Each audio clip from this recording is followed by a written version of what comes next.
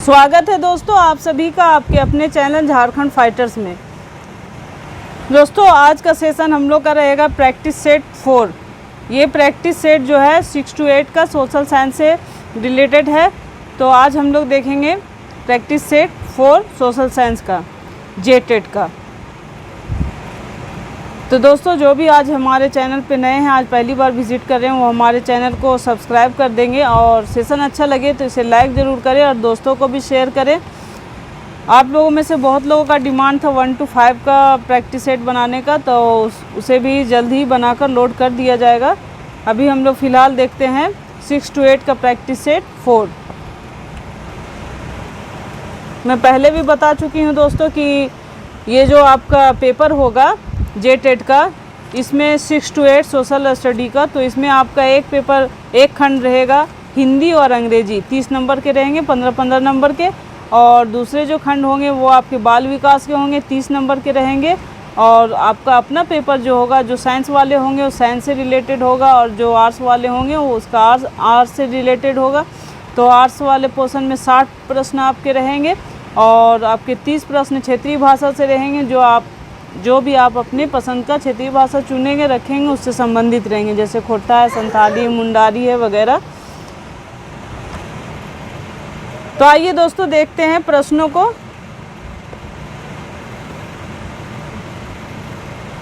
हमारा पहला प्रश्न आप देख रहे होंगे बाल विकास से रिलेटेड है। तो पहला प्रश्न है, शिक्षा मनोविज्ञान का संबंध किससे नहीं है। यहाँ पर नहीं पे स्ट्रेस दिया गया है।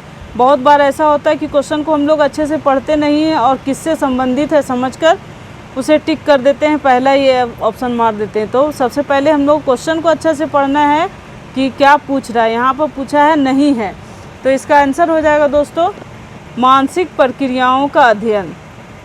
मानव व्यवहार का अध्ययन तो है और सीखने के तरीकों का भी अध्ययन है और संचार माध्यमों का भी अध्ययन है, लेकिन ये मानसिक प्रक्रियाओं का अध्ययन नहीं है। तो इसका आंसर हो जाएगा दोस्तों ऑप्शन बी, मानसिक प्रक्रियाओं का अध्ययन। आप लोग अगर सीटीपी का डिटेल में पढ़ेंगे थ्योरी क्लास, तब आपको बहुत अच्छे से समझ में आएगा और क्वेश्चन को देख के ही आप लोग तुरंत सॉल्व कर देंगे। कभी कभी ऐसा लगेगा आप लोगों की चारों ऑप्शन सही है, बहुत मिलता जुलता रहेगा, लेकिन माइनर फ़र्क ही रहता है, डिफरेंस रहता है जो आपको उससे अलग करता है। अगर आपने थ्योरी पढ़ा है, अच्छे से समझ है आपकी, तो उस माइनर डिफरेंस को आप लोग समझ जाएंगे और तुरंत आंसर करेंगे।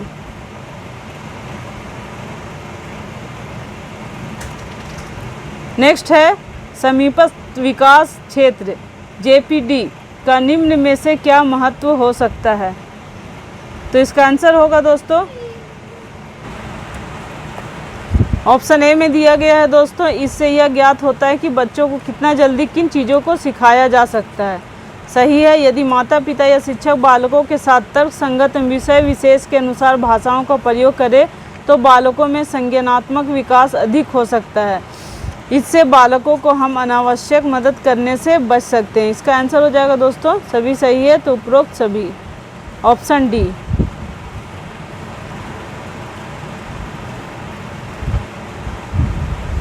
नेक्स्ट है वाइगोडस्की ने परस्पर शिक्षण की बात कही। इसमें एक शिक्षक के साथ 2-4 बच्चों का एक समूह बनाया जाता है। अधिगम को प्रभावी बनाने के लिए समूह में किन संज्ञानात्मक युक्तियों को अपनाना चाहिए।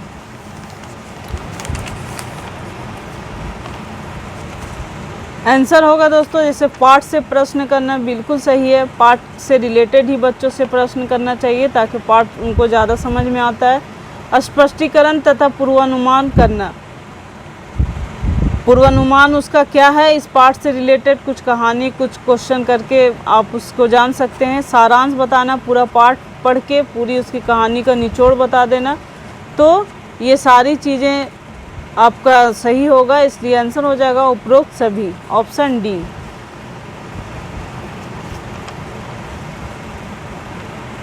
नेक्स्ट है निम्न में से किस दशा में बच्चे अधिक सीखते हैं। बच्चे कब अधिक सीखते हैं, किस स्थिति में, उसके बारे में पूछा जा रहा है। ऑप्शन देखते हैं। परस्पर शिक्षण से प्राथमिक कक्षाओं के बालकों का पठन बोध क्षमता बढ़ जाती है, बिल्कुल सही है। आपसी भेदभाव भूलकर बच्चों को छोटे छोटे समूह में पढ़ना लिखना चाहिए। जब बच्चे एक दूसरे के साथ बैठकर पढ़ेंगे तो वो एक दूसरे से भी बहुत सारी बातें सीख जाते हैं। तो सीखना जल्दी होता है, अधिक होता है। सी में है, समूह में विशेषज्ञ छात्रों द्वारा कठिन समस्याओं के समाधान कर देने से कमज़ोर छात्रों का समाधान क्षमता अधिक तीक्ष्ण हो जाता है। जब बच्चे वहाँ पर सभी तरह के बच्चे अगर बैठते हैं, कुछ ज़्यादा जानकार बच्चे, तो वो अगर समस्या का समाधान कर देते हैं, कोई भी प्रश्न को हल कर देते हैं, तो उससे जो कम जानने वाले कमज़ोर छात्र हैं उसमें भी सीखने की क्षमता जो है अधिक तीक्ष्ण हो जाती है, ज़्यादा वो भी उसके सजा उस बच्चे के जैसा बनना चाहते हैं। तो ये भी सही है। तो इसका आंसर हो जाएगा दोस्तों उपरोक्त सभी, ऑप्शन डी।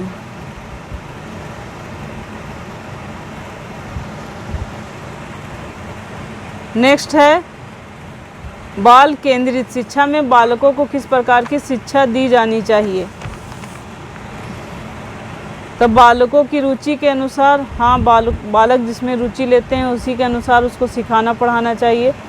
बालकों की आवश्यकता के अनुसार, बालक को किस चीज़ की ज़्यादा ज़रूरत है, किस शिक्षा की, किसके बारे में उसका व्यवहार में परिवर्तन करना है, तो उसके अनुसार उसको शिक्षा देनी है। बालकों की रुचि, क्षमता एवं योग्यता के अनुकूल, रुचि भी देखना है, उसकी क्षमता भी देखना है और योग्यता भी देखना है।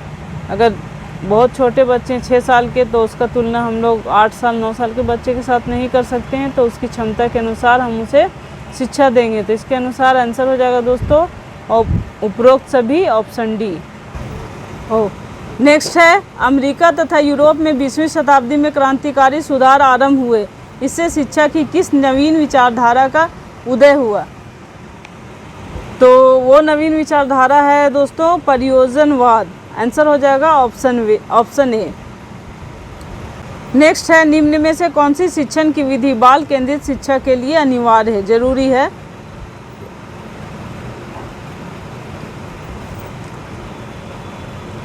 तो यहाँ पे दिया गया पहला ऑप्शन क्रिया द्वारा सीखना। क्रिया द्वारा सीखना मीन्स करके सीखना, कोई काम करके सीखना। खेल विधि द्वारा, खेलते खेलते बच्चे सीखते हैं, उसे कहेंगे खेल विधि। परियोजना एवं प्रयोगात्मक विधि, कोई परियोजना पे कार्य करना, कोई प्रयोग करना। कोई कार्य दे दिए बच्चों को, चलो जाओ ये काम 10 रुपये का तुम सामान खरीद के लाओ, वो हो गया आपका परियोजना, प्रयोगात्मक विधि। इसके द्वारा भी बच्चे सीखते हैं, जोड़ घटाव सीख जाएंगे। तो इसका आंसर हो जाएगा दोस्तों सभी सही है। तो आंसर हो जाएगा ऑप्शन डी उपरोक्त सभी।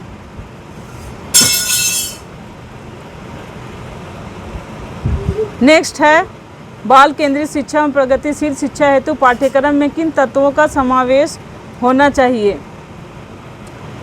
तो ऑप्शन ए है, पाठ्यक्रम ऐसा हो जिसमें बच्चों का लगाव प्राकृतिक रुचियों से हो, बिल्कुल सही है। पाठ्यक्रम में क्रियात्मक शिक्षा की प्रधानता हो, करके सीखेंगे बच्चे। पाठ्यक्रम से बच्चों में एकता का निर्माण हो, मिलजुल कर काम करेंगे। प्रयोगात्मक कार्य दे देंगे, परियोजना वाला कार्य दे देंगे, तो बच्चे में एकता का विकास होगा।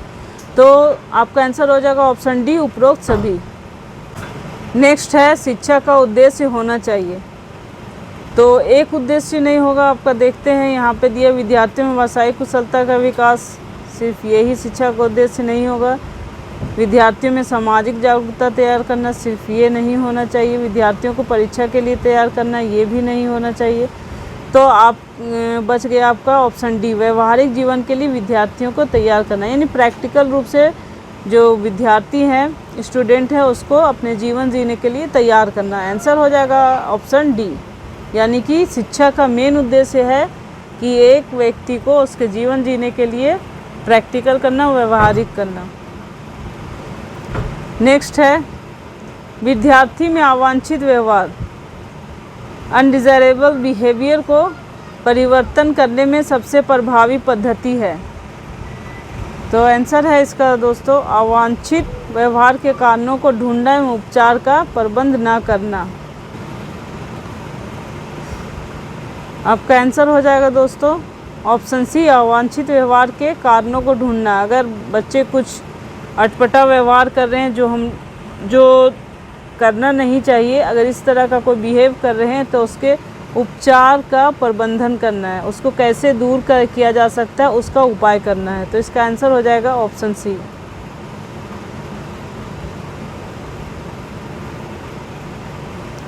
नेक्स्ट है शर्म तथा गर्व, सेम एंड प्राउड जैसी भावना का विकास किस अवस्था में होता है?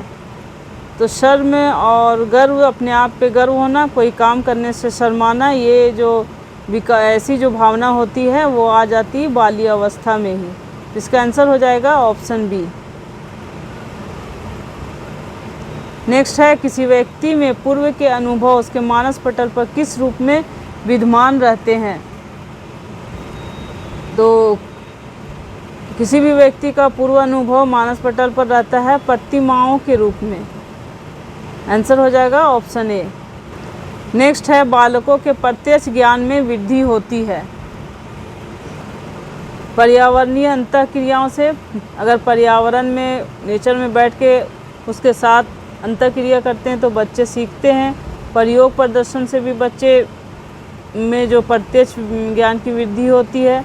और शैक्षणिक यात्रा, अगर हम बच्चे को कहीं घुमाने फिराने ले जाते हैं टूर पे, तो वहाँ से भी बच्चे देखकर बहुत कुछ सीखते हैं। तो इसका आंसर हो जाएगा ऑप्शन डी, उपरोक्त सभी। नेक्स्ट है शिक्षण अधिगम सामग्रियों का उपयोग किया जाता है। तो ए में है शिक्षण को प्रभावशाली बनाने के लिए। बिल्कुल, शिक्षण अधिगम सामग्री में हमारा बहुत सारा चीज़ हो सकता है दोस्तों। आपका नेचर से नेचुरल चीज़ें आप ला सकते हैं। मिट्टी पढ़ा रहे हैं तो मिट्टी, पेड़ पौधा, ग्लोब हो सकता है, चार्ट पेपर हो सकता है, आपका कुछ भी हो सकता है। तो शिक्षण को प्रभावशाली बनाने के लिए हम लोग शिक्षण अधिगम सामग्री का प्रयोग करते हैं। शिक्षण को उपयोगी, सरल एवं रुचिकर बनाने के लिए भी करते हैं। शिक्षण को मनोरंजक बनाने के लिए भी करते हैं। बच्चे जितना सीखने के लिए प्रेरित होंगे जब मनोरंजन उसको होगा तब। तो इसलिए इसका आंसर हो जाएगा ऑप्शन डी, उपरोक्त सभी।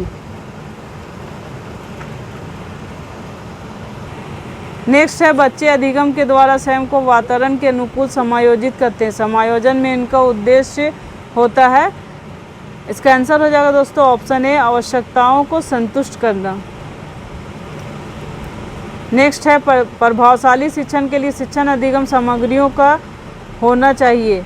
तो इसका आंसर हो जाएगा शिक्षण उद्देश्यों के अनुकूल। अगर कोई शिक्षण सामग्री है तो वो शिक्षण उद्देश्य को पूरी करने के लिए होने चाहिए, ना कि बस मनोरंजन के लिए। नेक्स्ट है चिंतन प्रक्रिया में प्रतीक, सिंबल एक सहायक तत्व है। इसके अंग होते हैं। वस्तुओं का चित्र भी हो सकता है, शब्दों के रूप में भी उसका वर्णन हो सकता है। वस्तुओं का प्रत्यक्षीकरण, वस्तुओं को डायरेक्ट देखना। तो ये सारे चीज़ इसमें होंगे, इसलिए आंसर हो जाएगा ऑप्शन डी, उपरोक्त सभी। नेक्स्ट है संज्ञानात्मक विकास का अर्थ है। तो संज्ञानात्मक विकास का अर्थ है दोस्तों अभियोग्यता का विकास, ऑप्शन बी। नेक्स्ट है बालकों में भाषा विकास आरंभ होता है। तो भाषा विकास आरंभ हो जाता है 2.5 साल से 3 वर्षों में। आंसर हो जाएगा ऑप्शन ए। नेक्स्ट है निम्न में से कौन सा तत्व चिंतन के लिए अनिवार्य है? तो चिंतन के लिए अनिवार्य तत्व है विचारों को व्यक्त करने के लिए भाषा का ज्ञान। भाषा का ज्ञान रहेगा तभी हम चिंतन कर सकते हैं। आंसर हो जाएगा ऑप्शन ए। नेक्स्ट है बालक विषय वस्तु को समझे बिना रट कर याद कर लेते हैं। आपके विचार से कौन सी समस्या उत्पन्न हो सकती है? तो इससे बालकों का ज्ञान यंत्रवत हो जाएगा। बिल्कुल, वो बिना सोचे समझे पढ़ेंगे। इससे उनकी समझ अस्पष्ट होगी, किसी बात को स्पष्ट रूप से समझने में उसे परेशानी होगी। यह विधि चिंतन की मार्ग को अवरुद्ध कर इस तरह से रटने पर वो चिंतन नहीं कर सकते हैं, वो उसके बारे में ज़्यादा कुछ नहीं सोच सकेंगे। इसलिए इसका आंसर हो जाएगा ऑप्शन डी, उपरोक्त सभी। नेक्स्ट है शैशवावस्था की मुख्य विशेषता क्या नहीं है? नहीं पे स्ट्रेस देना है, यानी कि 4 ऑप्शन में 3 होंगे और 1 नहीं होंगे। सीखने की प्रक्रिया में तीव्रता होती है। जी हाँ, शैशवावस्था में बच्चे जल्दी सीखते हैं। जिज्ञासा की प्रवृत्ति होती है। टेंडेंसी ऑफ क्यूरियोसिटी ये भी होती है। यहाँ एक आपका ऑप्शन दिया है चिंतन की प्रक्रिया। चिंतन की प्रक्रिया जो है वो शैशवावस्था में बिल्कुल नहीं होती है, बच्चे कुछ नहीं सोचते हैं। तो ये आंसर आपका हो जाएगा ऑप्शन सी, चिंतन की प्रक्रिया। नेक्स्ट है बाल्यावस्था होती है तो बाल्य अवस्था होती है, उसका एज पूछ रहा है कहाँ से कहाँ तक, तो इसका आंसर होगा दोस्तों 12 वर्ष तक। आंसर हो जाएगा ऑप्शन बी। नेक्स्ट है अभिप्रेरणा, मोटिवेशन शब्द लैटिन भाषा की किस शब्द से व्युत्पत्ति हुई है? तो इसकी व्युत्पत्ति हुई है दोस्तों मोटम, मोटम से हुई है। आंसर हो जाएगा ऑप्शन सी।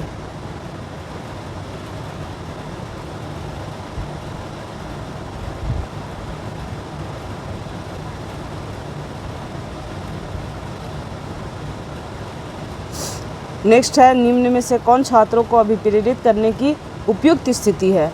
तो अभिप्रेरित करने की उपयुक्त स्थिति है प्रशंसा भी और पुरस्कार भी। किसी बच्चे को किसी काम में आगे बढ़ाना है तो उसकी प्रशंसा करें, उसे कुछ पुरस्कार दे दें, तो वो उस काम को करने के लिए और भी अभिप्रेरित होगा। तो इसका आंसर हो जाएगा ऑप्शन सी, ए तथा बी दोनों।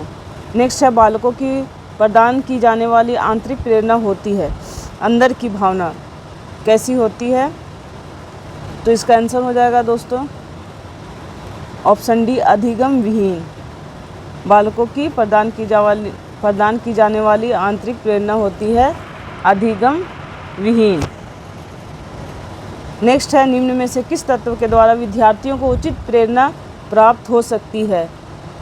तो उचित प्रेरणा प्राप्त हो सकती है दोस्तों विद्यालय के उत्तम वातावरण से। आंसर होगा ऑप्शन ए। नेक्स्ट है निम्न में से कौन चिंतन का सर्वोत्कृष्ट रूप है? तो चिंतन का सर्वोत्कृष्ट रूप है तर्क। अगर तर्क करने की शक्ति है, तर्क करते हैं तो चिंतन बहुत अच्छे से होगा। आंसर होगा ऑप्शन बी। नेक्स्ट है निम्न में से कौन बालक की मानसिक शक्तियों के विकास में सहायक होता है? तो तर्क, चिंतन दिया है, फिर ए और बी दोनों दिया है, तो इनमें से कोई नहीं होगा। आंसर होगा ऑप्शन डी। नेक्स्ट है निम्न में से कौन आगमन विधि की विशेषता है? तो आगमन विधि की विशेषता है दोस्तों ज्ञात से अज्ञात की ओर। जो चीज़ हम जानते हैं उसको जानते हुए कुछ नई बातों को जानना, ये हो गया आपका थ्योरी ज्ञात से अज्ञात की ओर। आंसर हो जाएगा ऑप्शन बी। नेक्स्ट सेक्शन आपका आ गया सामान्य हिंदी। अब सामान्य हिंदी से प्रश्न रहेंगे। तो पहला आपका प्रश्न है यहाँ पे, केसरी का पर्यायवाची कौन है? तो केसरी का पर्यायवाची है दोस्तों सिंह। आंसर हो जाएगा ऑप्शन सी।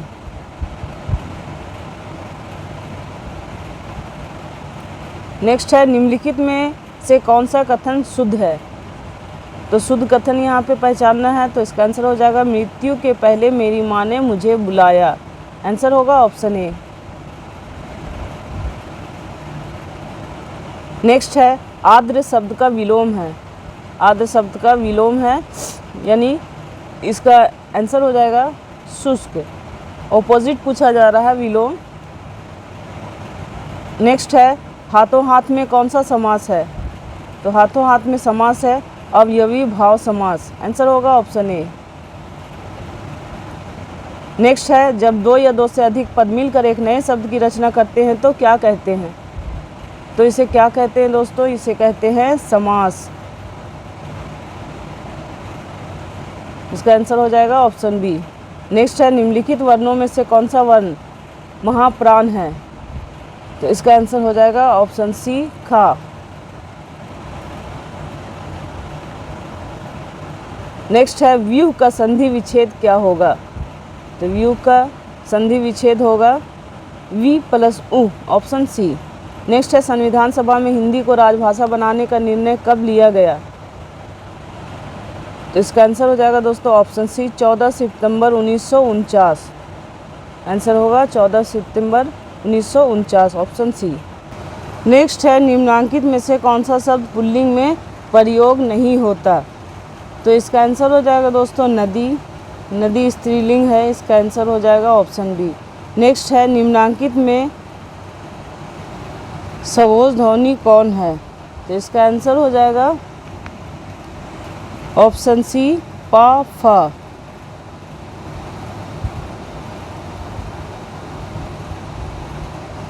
नेक्स्ट निर्देश दिया गया है 41 से 45। नीचे दिए गए गद्यांश को पढ़कर सबसे उचित विकल्प का चयन कीजिए। समाज में पाठशालाओं स्कूलों अथवा शिक्षा की दूसरी दुकानों की कोई कमी नहीं है। छोटे से छोटे बच्चे को माँ बाप स्कूल भेजने की जल्दी करते हैं। 2-2.5 साल के बच्चे को भी स्कूल में बिठाकर आ जाने का आग्रह भी हर घर में बना हुआ है। इसके विपरीत हर घर की दूसरी सच्चाई यह भी है कि कोई भी माँ बाप बालकों के बारे में, बालकों की सही शिक्षा के बारे में और साथ ही सच्चा एवं अच्छा माता पिता अथवा अभिभावक होने का शिक्षण कहीं से भी प्राप्त नहीं करता। माता पिता बनने से पहले किसी भी नौजवान जोड़े को यह नहीं सिखाया जाता है कि माँ बाप बनने का अर्थ क्या है। इससे पहले किसी भी जोड़े को यह भी नहीं सिखाया जाता कि अच्छे और सच्चे दाम्पत्य की शुरुआत कैसे की जानी चाहिए। पति पत्नी होने का अर्थ क्या है यह भी कोई नहीं बताता। परिणाम साफ है कि जीवन शुरू होने से पहले ही घर टूटने बिखरने लगते हैं। घर बसाने की शाला न आज तक कहीं खुली है और न खुलती दिखती है। समाज और सत्ता दोनों या तो इस संकट के प्रति सजग नहीं है या फिर इसे अनदेखा कर रहे हैं।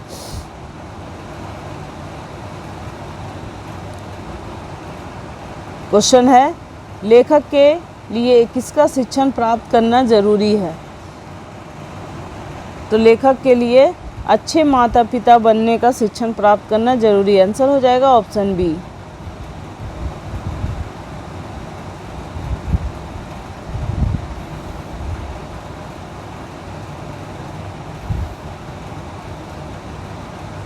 नेक्स्ट है, माता पिता को बच्चों की सही शिक्षा के बारे में जानना क्यों जरूरी है? तो इसका आंसर हो जाएगा दोस्तों ऑप्शन सी, जिससे बेहतर समाज का निर्माण किया जा सके।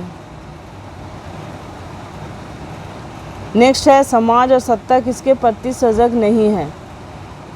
तो इसका उत्तर हो जाएगा ऑप्शन बी, घर बसाने की शिक्षा देने वाली शाला खोलने के प्रति।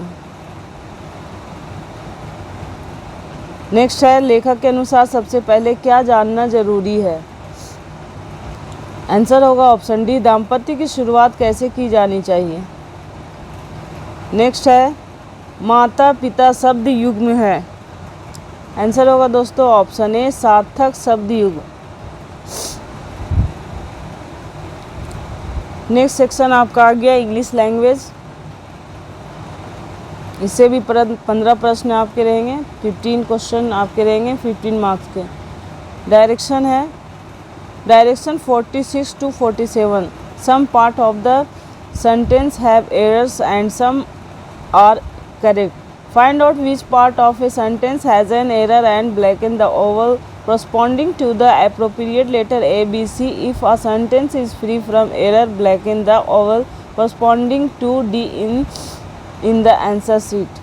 इसमें आपको निर्देश दिया गया है कि एक सेंटेंस का भाग करके दिया गया है ABCD में। आपको देखना है कि किस पार्ट में आप सेंटेंस में गलती है, उसको वहाँ पे आपको टिक लगाना है। और अगर कोई भी सेंटेंस में किसी भी प्रकार की गलती नहीं है तो डी पे नो एरर पे आपको टिक लगाना है।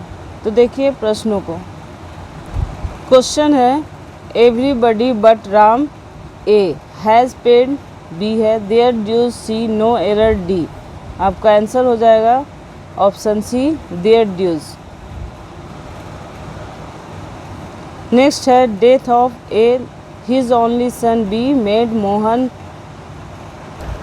desolate. No error D। Answer हो जाएगा आपका option C, option D, no error. Next है, direction 48 to 49। Pick out the most effective word from the given words to fill in the blank to make the sentence meaningfully complete. आपको यहाँ नीचे दिए गए word में से एक word, सही वर्ड को चुनकर यहाँ भरना है ताकि आपके जो सेंटेंस है वो मीनिंगफुल निकल सके। नेक्स्ट है, leadership defines what the future should look like and dash people with that vision. Answer है दोस्तों ऑप्शन ए, एलिगेंस। नेक्स्ट है, all the people involved in the issue feel a great to suggestion। Answer होगा option B, adherence। Next है, direction in question number 50 are sentence, a part of the sentence is underlined below or given alternatives to the underlined part A, B, C which may improve the sentence. Choose the correct alternative. In case no improvement is needed, your answer is D. Mark your answer in the answer sheet. Question है can this machine be adopt in construction work? Answer है दोस्तों option C 4. Next है direction 51. Out of the 4 alternatives choose the one which best expresses the meaning of the given word and mark it in the answer sheet. आपका question यहाँ पे कह रहा है कि जो वर्ड दिया गया क्वेश्चन में उसके अर्थ को कौन सा वर्ड आपके ऑप्शन में ज़्यादा मीनिंगफुल रूप से एक्सप्रेस कर सकते हैं, बता सकते हैं, उस वर्ड को चुन के लिखना है. तो यहाँ पे आपका आंसर हो जाएगा 51 का ऑप्शन बी वॉचफुल. क्वेश्चन आपका है विजिलेंट, इसका आंसर होगा वॉचफुल. नेक्स्ट है direction 52. Choose the word opposite in meaning to the given word. आपका क्वेश्चन है रिप्यूडेट, इसका आंसर हो जाएगा ऑप्शन बी एक्नॉलेज. नेक्स्ट है direction 53. Out of the 4 alternative choose the one which can be substitute for the given words sentences and indicate it by blackening the appropriate oval in the answer sheet. Question आपका a photograph taken by the police of someone who has been arrested. Answer हो जाएगा option A मकसूद. Next है direction 54. 4 alternative are given for the idiom phrase underline in the sentence. Choose the alternative which best expresses the meaning of the idiom phrase and mark it in the answer sheet. Next है दोस्तों गो Dutch. तो गो Dutch के meaning है आपके option B each person paying for oneself. Next है directions 55. In each of the questions below 4 sentences are given which are denoted by A, B, C, D. By using all the 4 sentences you have a frame a meaningful paragraph. 4.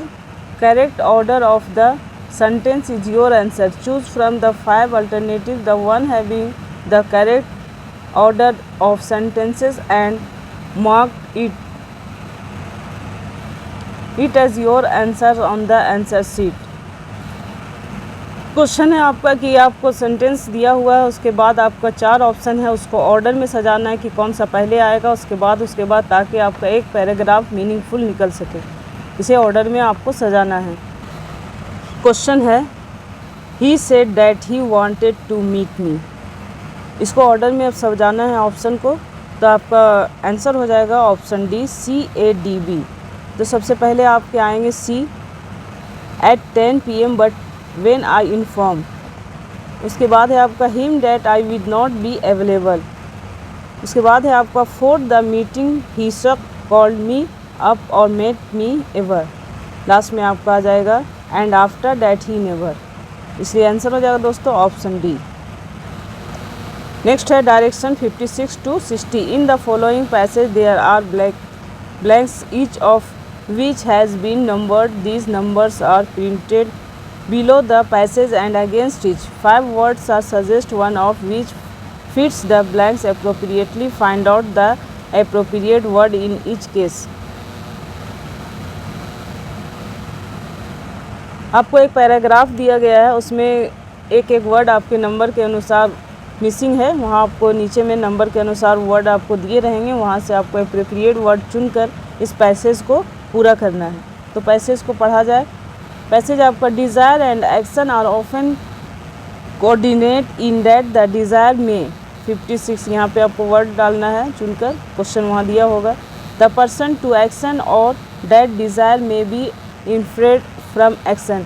If P is seen as trying to do X, it is often inferred that P desires X. However, desire and action are not 57 में यहाँ blank आपको यहाँ भी जवाब देना है. Coordinate the person में desire X without engaging in any action directed towards the attainment of X. This event happens when X appears 58 or when the other effects resulting from the action necessary to attain X are sufficiently undesirable as to, यहाँ भी आपको 59 में fill in the blank है, यहाँ भरना है आप. The desire for X sometimes of course no action is necessary. The desire may or may not be released quite independently of PS action.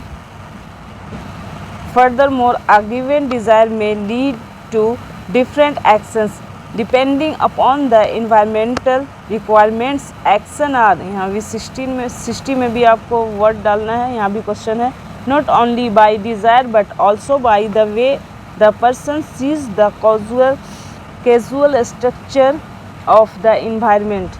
आपका क्वेश्चन है 56 का. यहाँ आपको दिया गया है 4 ऑप्शन, इसमें से सही वर्ड को चुन के वहाँ भरना है ताकि आपका पैसे सही तरीके से फुलफिल हो सके, सही हो सके. तो 56 में आपका आंसर हो जाएगा ऑप्शन डी अरोस. 57 है, 57 का आंसर होगा ऑप्शन ए इनवेरिएबली. नेक्स्ट है 58. 58 में आपका हो जाएगा option C unattainable.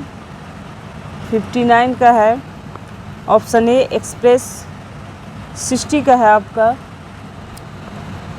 Determined, option be determined. Next है आपका सेक्शन सामाजिक अध्ययन, जिसका सोशल साइंस है, यहाँ सोशल साइंस रहेगा, और जिनका साइंस रहेगा यहाँ से आपका साइंस के क्वेश्चन शुरू होंगे. तो देखिए प्रश्नों को. प्रश्न है, झारखंड में कितने जनजातीय समूह हैं? तो झारखंड में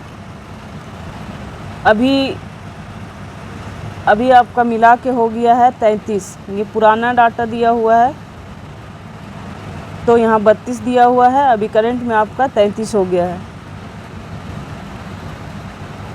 नेक्स्ट है, पृथ्वी के क्रस्ट में कौन सा तत्व अधिक पाया जाता है? तो पृथ्वी के क्रस्ट में सबसे अधिक तत्व है ऑक्सीजन. आंसर हो जाएगा ऑप्शन बी. नेक्स्ट है, निम्नलिखित में से शरीर का वह अंग कौन सा है जो कभी भी विश्राम नहीं करता? तो इसका आंसर हो जाएगा दोस्तों हृदय. हृदय है कि कभी विश्राम नहीं करता, हर वक्त वो अपना फंक्शन में रहता है. नेक्स्ट है, राज्यसभा को भंग करने में निम्नलिखित में से कौन सक्षम है? तो राज्यसभा को भंग करने में कौन सक्षम है उसके बारे में पूछ रहा है. तो अध्यक्ष राज्यसभा बिल्कुल नहीं, राष्ट्रपति, संसद का संयुक्त सदन कुछ भी नहीं, क्योंकि राज्यसभा अस्थायी सदन होता है, वो कभी भंग नहीं होता. इसलिए आंसर हो जाएगा ऑप्शन डी, उपयुक्त में से कोई नहीं. राज्यसभा के सदस्य जो होते हैं वो, वैसे दोस्तों राज्यसभा की सदस्यता तो 6 साल की होती है और हर एक तिहाई सदस्य और 2 साल में वहाँ से रिटायर होते हैं. तो इसका आंसर तो आपको पता है कि उपयुक्त में से कोई नहीं होगा, क्योंकि एक भी ऑप्शन आपका सुमेलित नहीं है. नेक्स्ट है, निम्नलिखित में सबसे बड़ा वृत्त है? तो सबसे बड़ा वृत्त है विषुवत वृत्त. आंसर हो जाएगा ऑप्शन बी. नेक्स्ट है,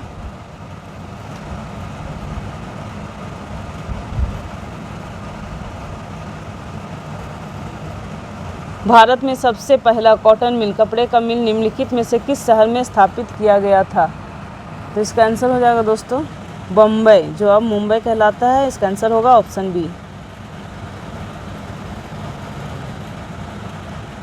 नेक्स्ट है, निम्नलिखित में से वह कौन सी कृति है जो रविंद्रनाथ टैगोर की नहीं है? तो इसका आंसर हो जाएगा कपाल कुंडला, ऑप्शन बी. नेक्स्ट है, सामान्यतः प्रयोग किए जाने वाला मसाला लौंग प्राप्त होता है? तो इसका आंसर हो जाएगा पुष्पकली से. ये जो लौंग होता है वो पुष्पकली है. नेक्स्ट है, निम्नलिखित में से वह नदी कौन सी है जो एक विभ्रंश घाटी रिफ्ट वैली से होकर बहती है? तो इसका आंसर हो जाएगा दोस्तों नर्मदा. नर्मदा और ताप्ती एक ऐसी नदी है जो रिफ्ट से होकर, विभ्रंश घाटी से होकर बहती है. आंसर हो जाएगा ऑप्शन बी. नेक्स्ट है, वह व्यक्ति कौन है जो भारत का सबसे तरुण ग्रैंड मास्टर बन गया था? तो इसका आंसर होगा ऑप्शन सी, पेंडियाला हरिकृष्ण। नेक्स्ट है, निम्नलिखित में से किसके संबंध में राज्यसभा को लोकसभा के अपेक्षाकृत अधिक अधिकार प्राप्त हैं? आंसर होगा नई अखिल भारतीय सेवाओं का गठन करना, ऑप्शन सी। नेक्स्ट है, भारत में सबसे बड़ा बाघ अभयारण्य रिजर्व है, तो इसका आंसर हो जाएगा कॉर्बेट, ऑप्शन डी।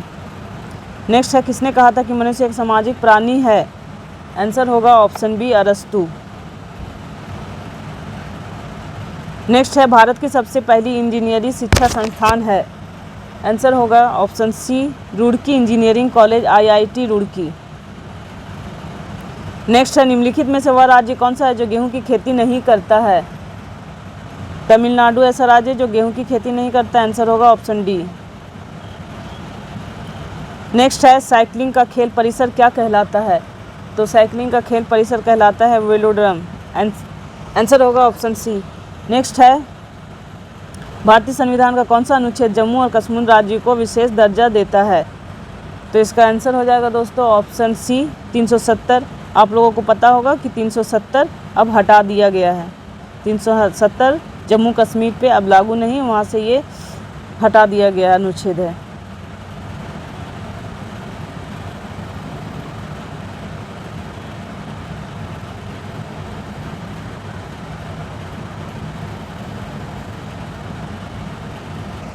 नेक्स्ट है, संसद में आधिकारिक विपक्षी समूह के रूप में मान्यता प्राप्त करने के लिए किसके कितने सदस्य होने चाहिए?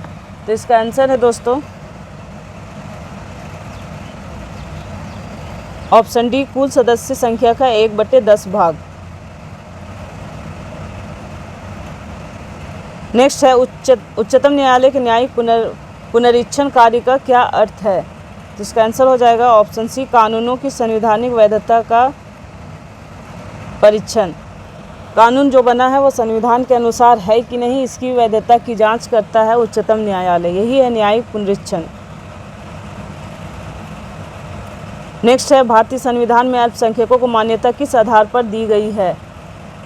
इसका आंसर होगा ऑप्शन सी, कुल जनसंख्या के साथ उस वर्ग की जनसंख्या का अनुपात। नेक्स्ट है, निम्नलिखित में से बौद्धों का पवित्र ग्रंथ कौन सा है? तो इसका आंसर हो जाएगा दोस्तों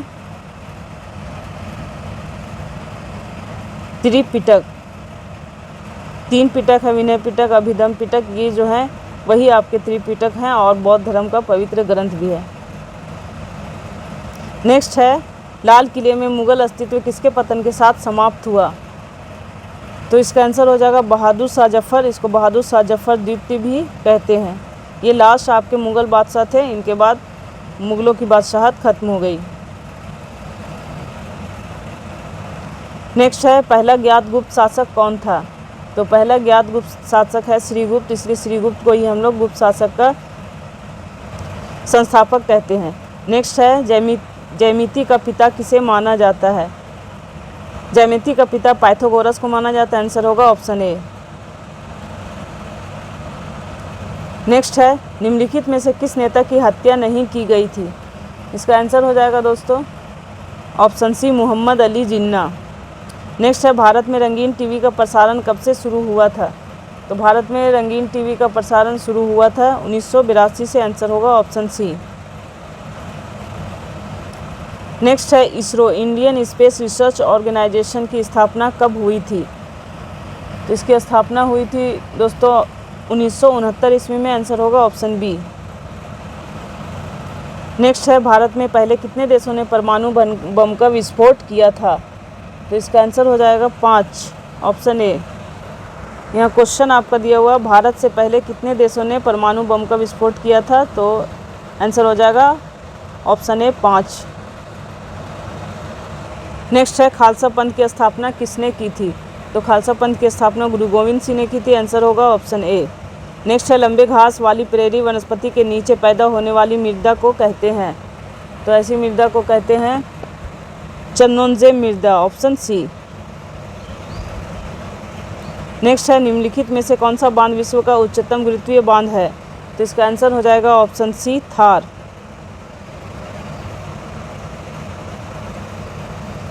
नेक्स्ट है, समतल दर्पण द्वारा बना प्रतिबिंब होता है? तो इसका आंसर हो जाएगा आभासी प्रतिबिंब। आंसर है ऑप्शन ए।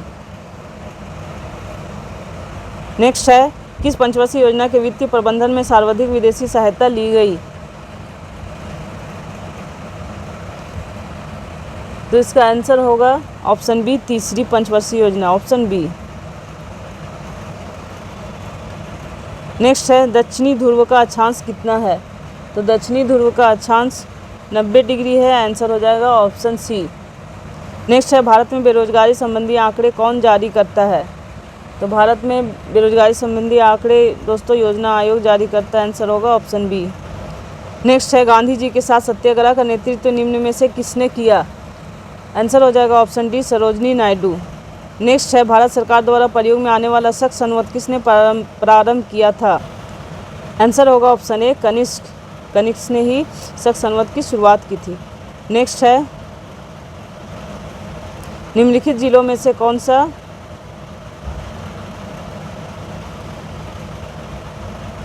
भारत की अंतर्राष्ट्रीय सीमा पर स्थित है? तो आंसर होगा ऑप्शन सी, किन्नौर। नेक्स्ट है, भारत में उगाई जाने वाली अधिकतर कॉफ़ी की किस्म है? तो इसका आंसर हो जाएगा ऑप्शन ए, ओल्ड चिक्स। ये भी क्वेश्चन इंपॉर्टेंट है, बहुत बार पूछा गया प्रश्न है।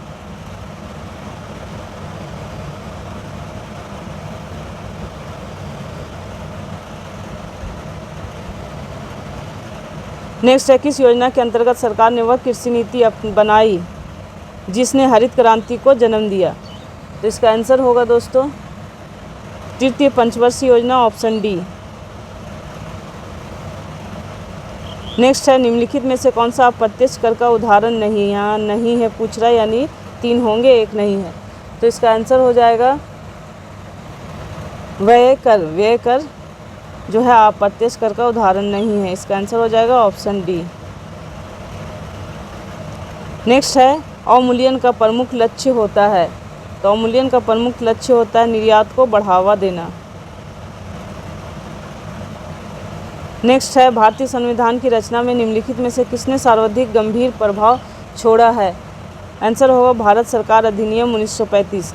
हमारा जो संविधान लिया गया है दोस्तों वो इस 1935 के भारत सरकार अधिनियम से बहुत सारा मिलता जुलता है, बहुत सारे वहाँ से लिए गए हैं आपके अधिनियम।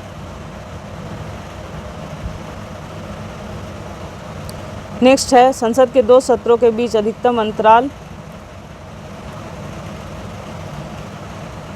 अंतराल कितना हो सकता है? तो इसका आंसर है अधिक से अधिक 6 माह का। तो आंसर होगा ऑप्शन सी। नेक्स्ट है, भारतीय संविधान ने भारत को किस प्रकार वर्णित किया है? तो यह एक राज्यों का संघ है। आंसर होगा ऑप्शन बी। नेक्स्ट है, 1977 में पंचायती राज की समीक्षा के लिए गठित समिति की अध्यक्षता किसने की? तो आंसर होगा दोस्तों अशोक मेहता समिति ने। तो आंसर होगा ऑप्शन बी। नेक्स्ट है, भारतीय संविधान के निम्नलिखित भागों में से किस एक में न्यायपालिका तथा कार्यपालिका का पार्थक्य का प्रावधान है? तो इसका आंसर हो जाएगा दोस्तों ऑप्शन सी, राज्य की नीति संबंधी निदेशक तत्व, ऑप्शन सी। नेक्स्ट है, स्वेज नहर किसको जोड़ती है? तो स्वेज नहर जोड़ती है भूमध्य सागर और लाल सागर को। आंसर होगा ऑप्शन ए। नेक्स्ट है, खासी और गारो जातियाँ मुख्यतः कहाँ पाई जाती हैं? तो खासी और गारो जातियाँ मुख्यतः मेघालय में पाई जाती हैं। आंसर होगा ऑप्शन बी। यहाँ बारिश भी अत्यधिक होती है। नेक्स्ट है, भारत की सबसे महत्वपूर्ण यूरेनियम खान कहाँ स्थित है? आंसर होगा जादूगोड़ा, ऑप्शन डी। नेक्स्ट है, राज्यसभा के सदस्य के लिए न्यूनतम आयु डैश है? तो इसकी न्यूनतम आयु है दोस्तों 30 वर्ष, ऑप्शन सी। और लोकसभा का 25 वर्ष होता है लोकसभा का सदस्य बनने के लिए। नेक्स्ट है, महात्मा गांधी ने सिविल अवज्ञा के बारे में प्रेरणा किससे ली? तो इसका आंसर हो जाएगा दोस्तों रस्किन, ऑप्शन बी। नेक्स्ट है, भारतीय सिविल सेवा में चुने गए पहले भारतीय का नाम था? तो पहले भारतीय का नाम था दोस्तों सुरेंद्र नाथ बनर्जी, ऑप्शन ए।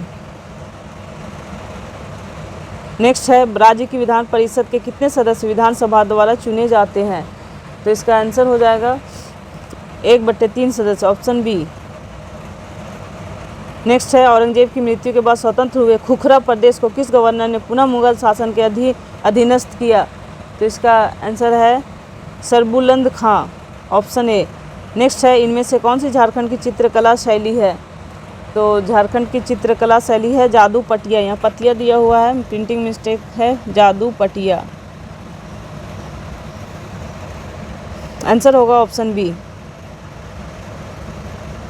नेक्स्ट है सर्वप्रथम कितने जिले में और कब से राष्ट्रीय रोजगार कार्यक्रम लागू हुए? इसका आंसर हो जाएगा दोस्तों ऑप्शन बी, 20 जिले 2 फरवरी 2006 से। नेक्स्ट है झारखंड में अंग्रेजों का आगमन सर्वप्रथम किस क्षेत्र में हुआ? तो झारखंड में सर्वप्रथम आगमन हुआ था दोस्तों सिंहभूम से। आंसर होगा ऑप्शन ए। नेक्स्ट है झारखंड क्षेत्र में पहला नागरिक प्रशासक कौन था? तो झारखंड में सबसे पहला नागरिक प्रशासक था दोस्तों चैपमैन व्हिटले। आंसर होगा ऑप्शन सी। दोस्तों ये क्षेत्रीय भाषा नागपुरी का दिया गया है, इसे हम लोग स्किप करेंगे। जिनको नागपुरी भी पढ़ना है PDF दे दिया जाएगा, आप लोग वहाँ से पढ़ सकते हैं।